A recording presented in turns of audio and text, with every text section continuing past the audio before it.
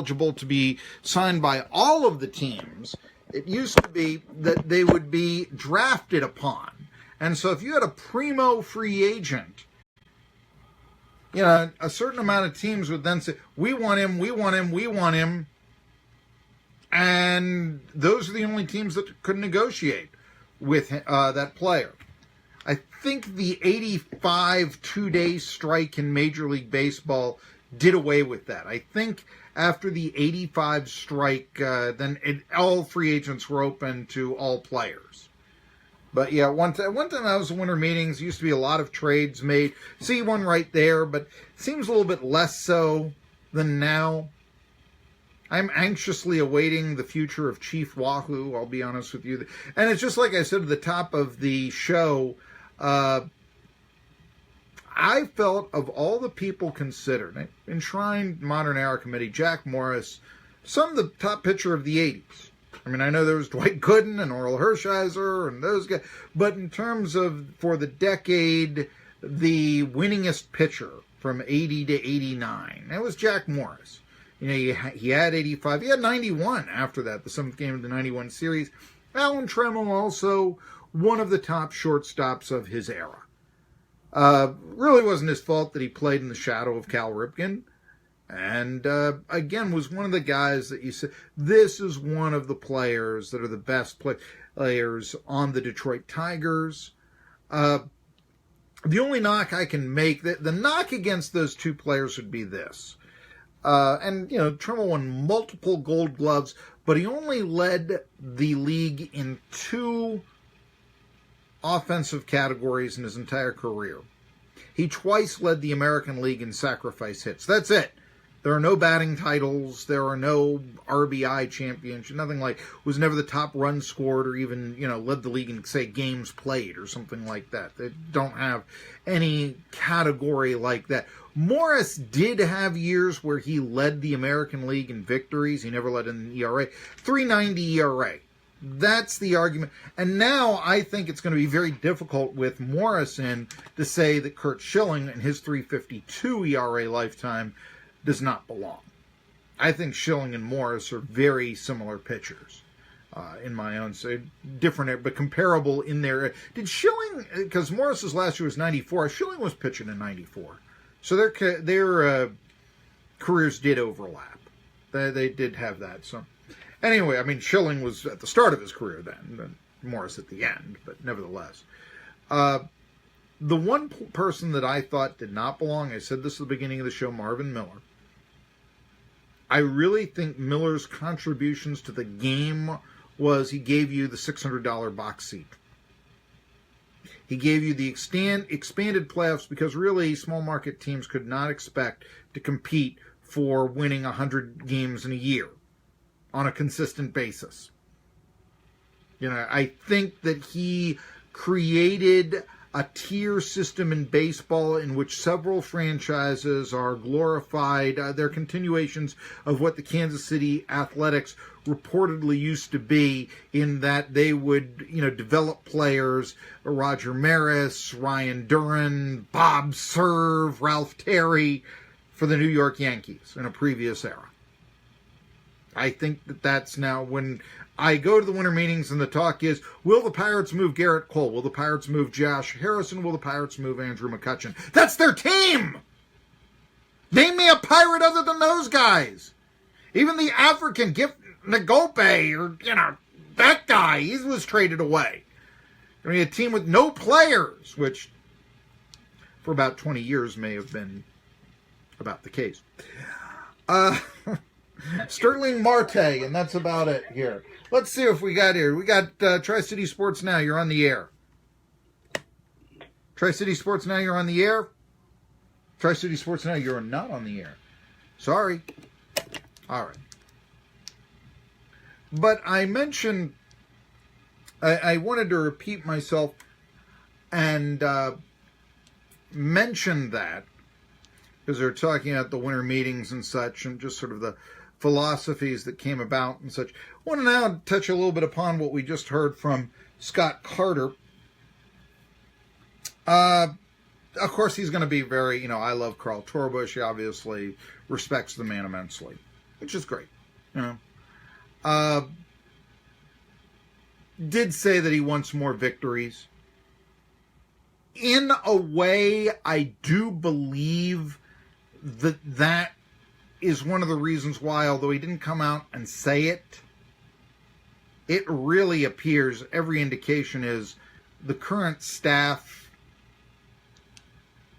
is not going to be considered. Billy Taylor, Mike O'Kane, Mike Rader, who would be the potential head coaching candidates. It looks like they are not going to be looked upon to be promoted. What's a little bit disturbing is I knew it would be, we have no timetable for this search. Now, I do think, and I said this yesterday, FCS recruiting and FBS recruiting are going to be two different things. I think the FBS schools are going to really be hitting it hard on December 20th, the early signing date. Please sign here. We'll give you this commitment, blah, blah, blah. Get that guy into the fold, all the 5-star players. And you know what else? I think that a lot of the 5-star players are going to want to take that early signing period. If for no other reason, it gets, they've made a decision. Well, Bo Diddley Tech is offering me the starting quarterback position. Bo Diddley State may be calling me up, but they're not. I just want to end this. I want to focus on where I'm going to play right now. I don't want to have to go into February with college recruiters still saying, well, are you on board? Are you on board? Are you on board? This sort of thing. I don't want to do that. And so I think many of the top prospects are going to be signing, especially if they're the firm verbal commitment. What do you have to, if you're the firm verbal commitment, you know where you're going to go. Why wait? Oh, I'll lose 6 weeks of leverage. I really don't think it's that. For that matter, schools can take scholarship offers away. I don't think they do that to the 5-star guys too often, but yeah, you want to have some sort of commitment. And I think with ETSU, it's, Woody Woodenhofer once told me, because he was a defensive coordinator at Southeast Louisiana, and I said, what is your recruiting philosophy? Now, I do realize that at Vanderbilt, and for that matter, Missouri, Woodenhofer wasn't regarded as a tremendous recruiter. But the fact of the matter is, he said, we go after the same players, at Vanderbilt, Missouri, or Southeast Louisiana that, say, LSU does. We're hoping we can get them. Now, we're probably not. We realize that. But we do go after them. I guess the question is what kind of time is spent.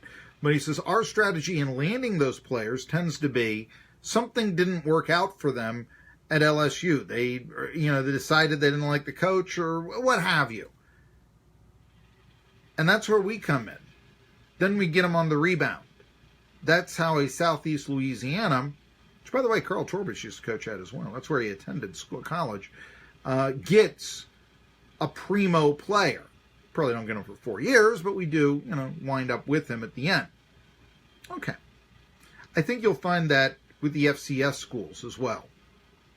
I think that you will find that these players, the commitments to the 5-stars, they are going to be the starters in the future. It's committed. If you come to that school where the 5-star is, you're going to probably be a backup. So this is where an ETSU comes into play. Not bad. And so, therefore, maybe not having the head coach by December 20th or just hired by December 20th is not the fatality it would be to a school in the SEC or, say, the Pac-12. However, it is a little disturbing to me that he said, well, he will honor the contract until June for Carl Torbush. I mean, if you're not naming a coach until June, I mean, it seemed as if this was still in the offing. And, I mean, what would that mean? I mean, okay. Let's just say you're going to continue with the current staff. And then I guess it comes the blue gold game. You find out who from the current staff is promoted to coach or to head coach. You could have a coordinator, with the right of refusal. Let's say it's Mike O'Kane, who's the coach. He used to coach at NC State. Hey, you can be offensive coordinator and head coach. It's done. Derek Mason is the defensive coordinator and head coach at Vanderbilt. But is that what they're looking at? That would really seem to me, you really want ETSU to go that route?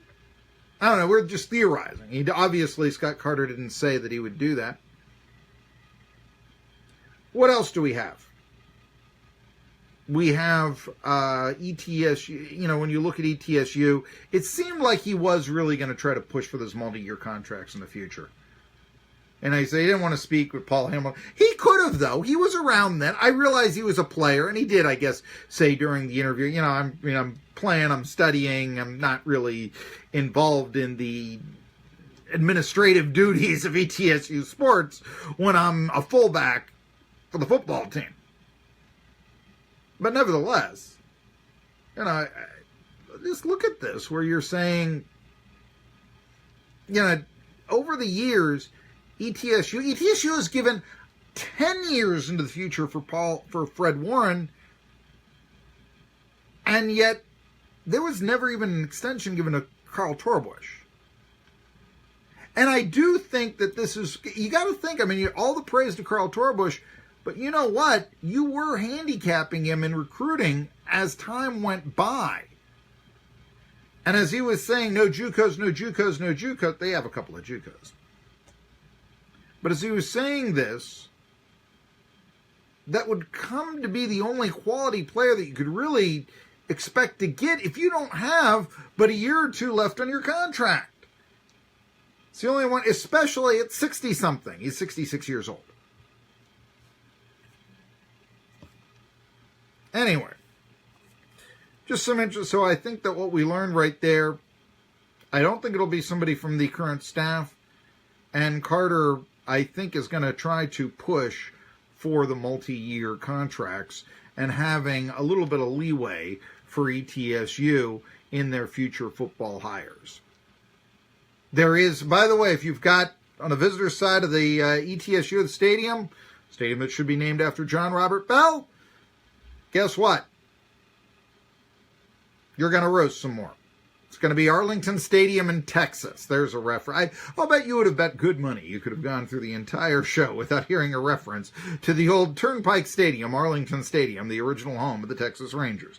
If you can possibly imagine in Dallas, Texas, where it gets 100 degrees at night, and you have a ballpark and there's no overhang. All the seats are under the sun. There's no shade. That was Arlington Stadium in Texas. And Dallas and all this. Which is one of the reasons why people couldn't go to Rangers games and why they even played Sunday games at night. Anyway, but that is going to be the ETSU stadium for the time being. There is a circumstance also that I've pushed for this a lot. John Robert Bell, get his name on that yard. If you gotta go with a few pieces of silver because of the sponsor, fine. But then call it Bell Green Stadium. Call it Green Bell Stadium. Build a statue. I'm not big on naming the field. Because like I said, I guess we know who Steve Spurrier is, where they have Steve Spurrier Field down in Gainesville. Okay. But who are Shields and Watkins? Somebody will probably know that, but they're not, yeah. Who is Gentry at the Mini Dome? Who is that? It's the same guy that Gentry Stadium Irwin is named after? I don't know. I should. I don't. It isn't common knowledge. But you spend a lot of money and then you say, oh, that's a bank president that's on the yard. He must be doing quite well. It's something ETSU has done that I do not like. in that they used to play at a Mooney Field.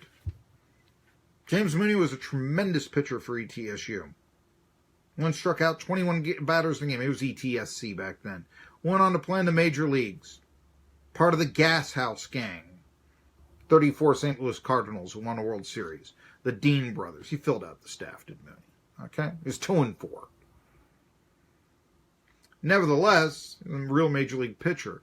And then he returned to ETSU. And even, the Mooney family name in the journalism department at ETSU is magical. I mean, it's his relatives would go on to teach journalism at ETSU. I studied under them. I really appreciate the Mooney legacy at ETSU. All there is now, they used to have the old stadium where the obstacle course is right now. It's called Mooney Field. All that's left is sort of a sign up on the new ballpark. And, I just don't think it's right to dishonor your legends, to forget them for a few pieces of silver. My opinion. It may be profitable in the short term, but I kind of think that keeping for the ETSU baseball program alive a great old pitcher who was a major leaguer on an iconic team and went on to serve the university in both academic and athletic capacities after his professional career as an athlete, or for that matter, a John Robert Bell, to keep those names alive, that does in the long term more than a few pieces of silver. Look, I've said it. I, think that Tennessee football is in a major rebuilding project. I think that Tennessee football is, they're 4-8.